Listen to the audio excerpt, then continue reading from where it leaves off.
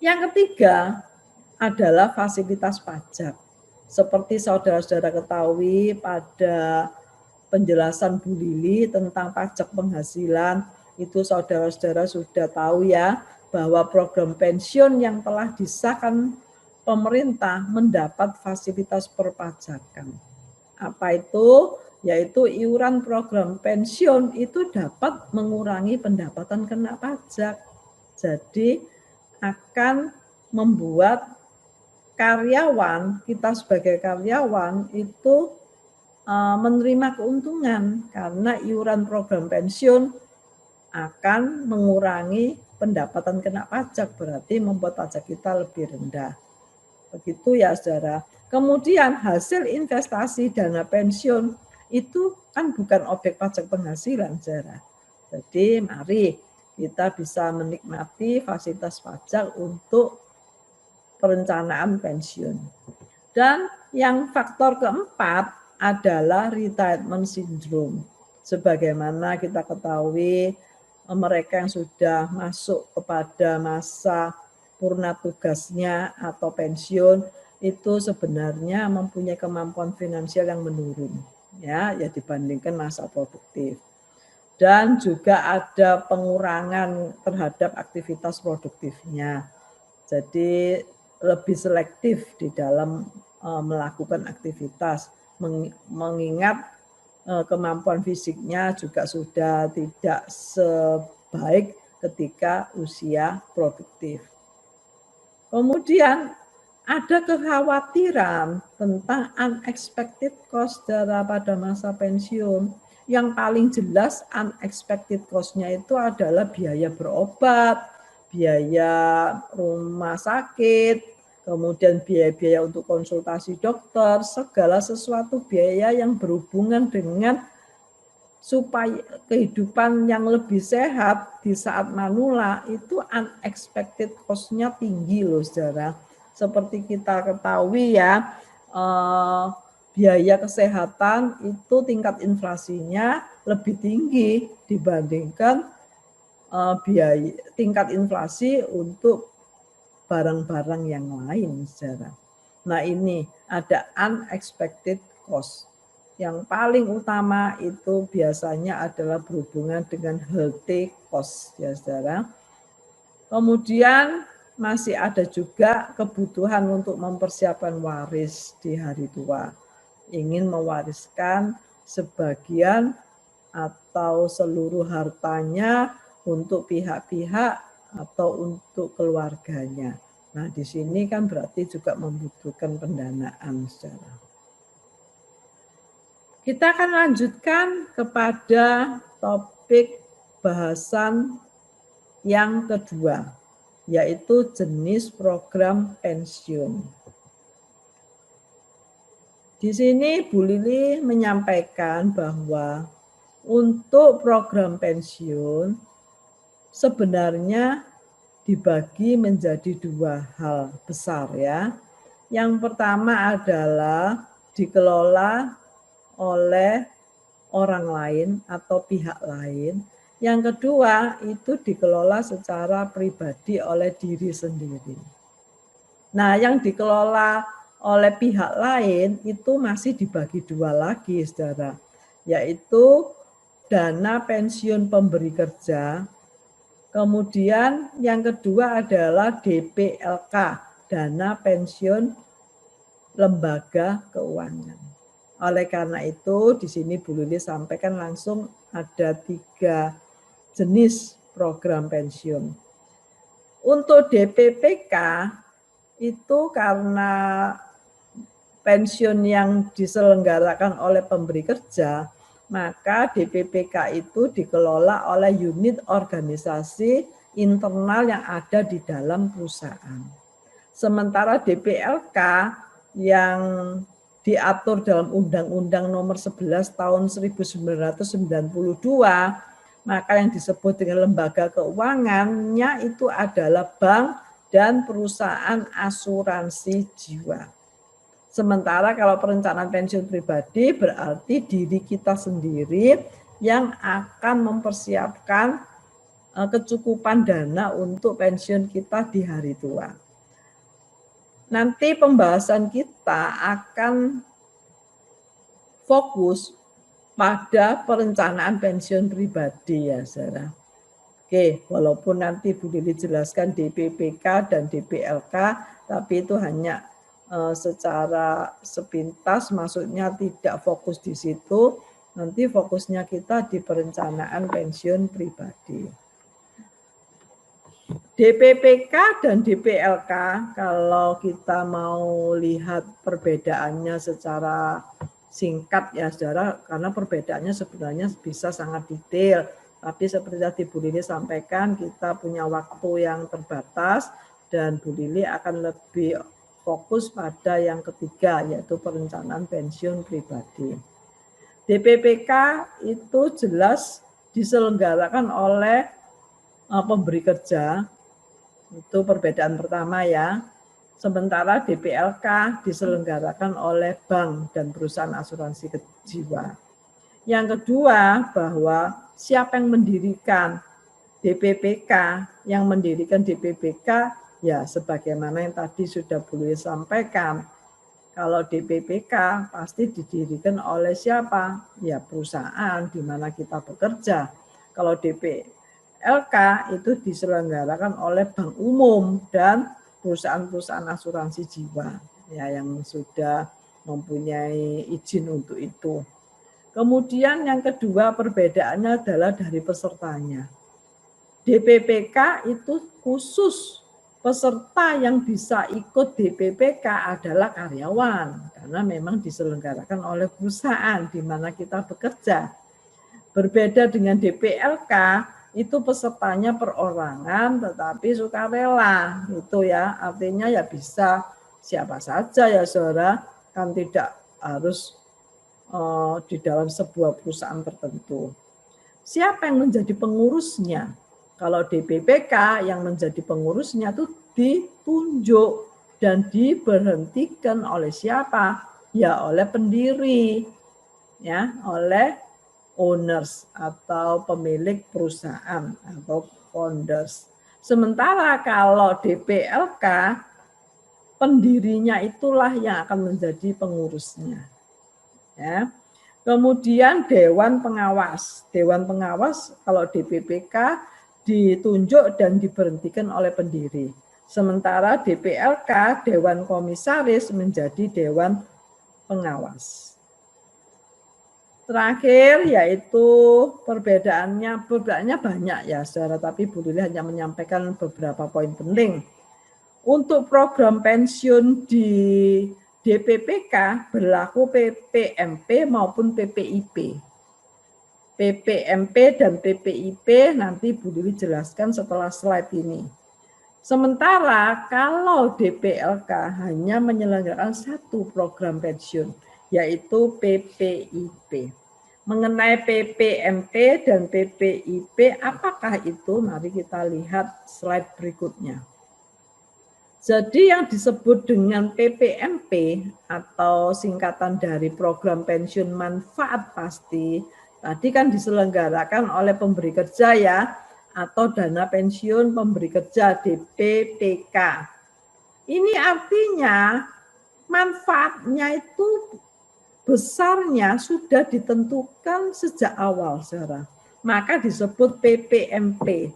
Jadi nanti ketika kita pensiun, berapa nilai pensiun yang diperoleh itu sudah ditentukan sejak awal berdasarkan kriteria-kriteria yang juga akan disusun oleh perusahaan. Sementara untuk PPIP atau program pensiun iuran pasti, ini juga ada di DPPK ya, seperti kan Bu Lili sampaikan untuk program pensiun iuran pasti itu diselenggarakan oleh DPPK juga, karena DPPK menyelenggarakan dua macam, PPMP dan PPIP sekaligus ya.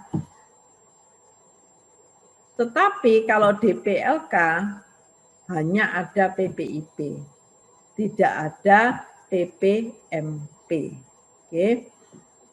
Kalau PPIP Caranya bagaimana, saudara? Caranya itu adalah manfaatnya itu tergantung akumulasi iuran dan pengembangannya. Begitu. Jadi besarnya manfaat itu tidak ditentukan dari awal. Yang ditentukan dari awal itu adalah iurannya. Jadi kalau di sini iurannya itu sudah pasti. Jadi umur 35 tahun mulai iuran, ditarik iurannya per bulan 100.000, tiap tahun ada kenaikan misalnya 5%, hasil investasi yang dikembangkan 11%, maka ketika usia 55 tahun ya, ketika usia 55 tahun atau saat pensiun itu total manfaat pensiunnya sudah akan diketahui dengan cara dihitung mendapatkan Rp121.529.497 terdiri dari dua akun ya saudara, akumulasi iurannya 36 juta something, akumulasi investasinya 84 juta something. Nah jumlahnya adalah 121 juta. Begitu dua jenis program pensiun yang harus kita ketahui. Sederhana ya saudara, kalau PPMP iurannya tidak pasti, tapi manfaatnya pasti.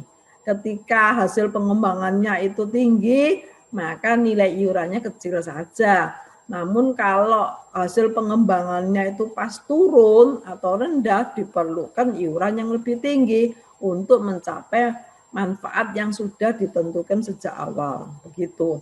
Berbeda dengan PPIP, kalau PPIP iurannya yang tetap setiap bulannya.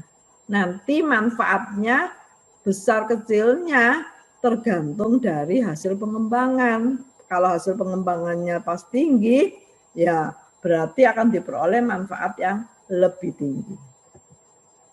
Kita masuk poin ketiga ya saudara, kebutuhan dana pensiun. Ini merupakan poin yang sangat penting saudara, karena pada akhirnya dalam perencanaan pensiun ini, kita harus mampu untuk bisa menghitung saat saya pensiun itu sebenarnya saya membutuhkan dana berapa untuk bisa saya pakai secara layak dan sesuai harapan saya sehingga saya tidak menjadi beban bagi anak saya. Ya, mari kita lihat cara perhitungannya.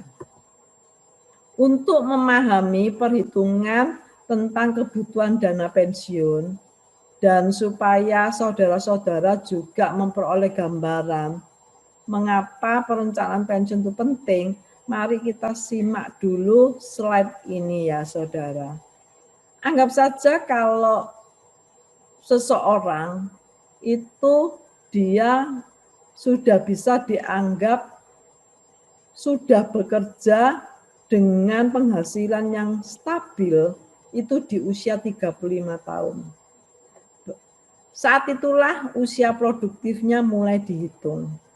Sampai dengan usia 55 tahun, itu berarti telah bekerja 20 tahun sebagai seseorang yang produktif, menghasilkan sebuah pendapatan.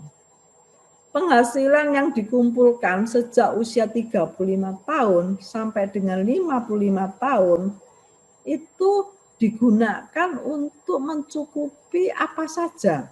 Nah, kita lihat, ternyata kita bekerja 20 tahun, karena di usia 56 itu adalah permulaan untuk pensiun, dan anggap saja umur rata-rata hidup itu mencapai 75 tahun, itu artinya uang yang sudah kita peroleh selama kita produktif, itu bukan hanya digunakan untuk membiayai kehidupan keluarga di saat umur produktif itu, saudara.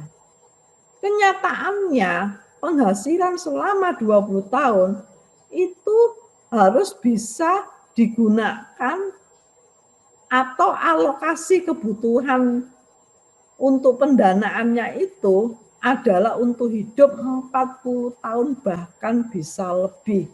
Maksudnya kalau kita bisa hidup lebih lama di atas 75 tahun, Berarti kan hasil kerja kita selama 20 tahun itu harus bisa cukup kita pakai untuk keluarga dan untuk pensiun kita sendiri 40 tahun bahkan lebih.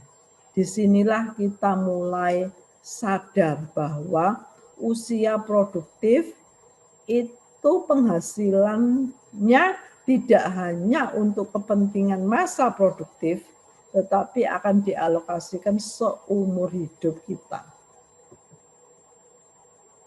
Padahal saudara, ketika kita di masa produktif, kita juga akan menanggung banyak biaya kan saudara.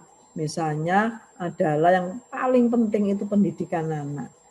Nah, seringkali kita itu menjadi satu dilema. Karena untuk kepentingan pendidikan anak kita usahakan nomor 1, gitu kan saudara. Tapi kita tidak boleh lupa juga ada hari tua kita. Itu maksudnya. Oleh karena itu, untuk kebutuhan dana pensiun, ini kita harus menggunakan langkah-langkah yang baik untuk merencanakan. Yang pertama, menetapkan tujuan hidup atau gaya hidup. Kedua, menghitung kecukupan dana pensiun. Ketiga, mendanai kekurangan. Dan yang keempat, asuransi dan perawatan kesehatan. Oke, kita lihat selanjutnya, saudara. Untuk kecukupan kebutuhan dana pensiun, ada 2 metode yang Bu Lili sampaikan di sini ya. Yang pertama adalah metode expense methods. Metode ini akan memperkirakan biaya hidup setelah pensiun. Jadi kita harus mampu menghitung atau mengestimasikan berapa sih biaya hidup setelah kita pensiun. Atau kita bisa menggunakan metode yang kedua yang kita sebut sebagai replacement ratings methods.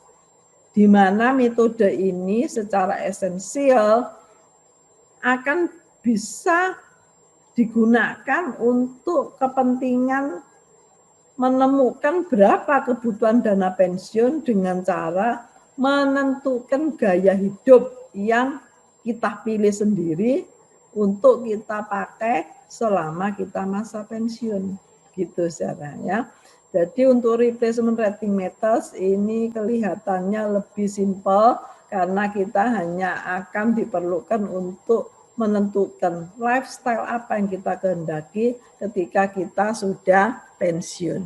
Sementara kalau metode yang pertama, expense methods, itu diperlukan proses estimasi untuk tiap-tiap akun pengeluaran setelah pensiun. Demikian ya saudara. Jadi untuk expense methods atau metode pengeluaran, kebutuhan dana pensiun dihitung berdasarkan estimasi pengeluaran kan saat pensiun. Ada beberapa hal yang perlu diperhatikan. Untuk pos pengeluaran yang menurun itu apa saja, karena itu bisa dilakukan penghematan sehingga tidak dihitung secara sama rata dengan ketika kita masih produktif. Pos pengeluaran yang menurun antara lain saudara cicilan hutang, transportasi, mebel, makanan, pakaian itu diharapkan sudah mengalami penurunan. Tetapi di sisi lain ada juga pos pengeluaran yang justru meningkat. Misalnya adalah pos atau akun untuk rekreasi. Kemudian untuk biaya ini saudara bermasyarakat ya. Bukan biaya, maksud saya adalah sumbangan untuk kepentingan bermasyarakat atau bingkisan atau kebutuhan calling, telepon yang meningkat ya karena di masa-masa sudah pensiun kan berarti harus dibayar sendiri biaya tersebut dan kita juga selama pada masa pensiun membutuhkan komunikasi yang intens juga dengan berbagai pihak terutama dengan dokter, dengan sanak keluarga ya. Kemudian tingkat inflasi. Nah, ini beberapa poin yang harus diperhatikan.